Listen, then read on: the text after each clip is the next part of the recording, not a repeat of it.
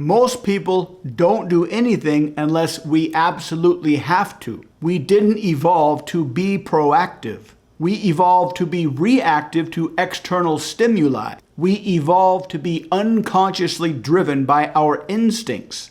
Genes don't have the ability to plan for the future.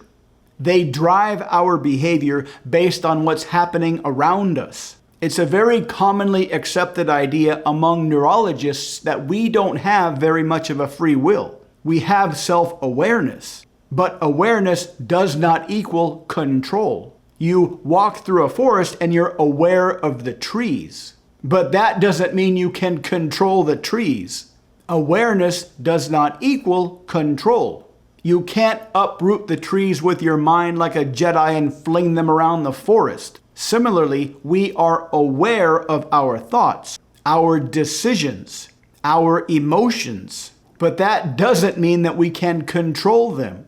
Awareness does not equal control. The latest thinking, the latest accepted thinking, is that our self-awareness is a storyteller. It comes up with stories after the fact. It watches what we do, and then it comes up with a story explaining why it thinks what we did, what we just did. The story is not meant to describe the truth. The story is not meant to describe reality. The story is meant to protect the integrity of our ego, our sense of self, our identity.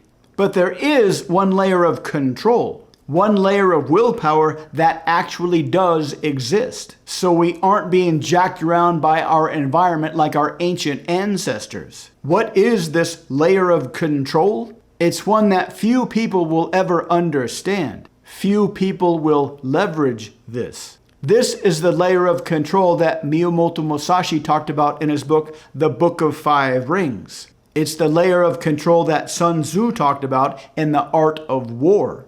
It's the layer of control Marcus Aurelius talked about in Meditations. What layer of control is this? Training. As much as we'd like to believe otherwise, we don't have very much control over our minute-to-minute decisions. But we can train ourselves so we'll respond better within those minute-to-minute decisions, both in language and behavior. The takeaway is pretty clear. If you aren't consistently training in better behavior, better language, better thinking skills, you're leaving your life up to chance, up to the gods. The quality of your life depends on how you deliberately spend your life. Are you consistently training in new skills, or are you waiting around for something to happen?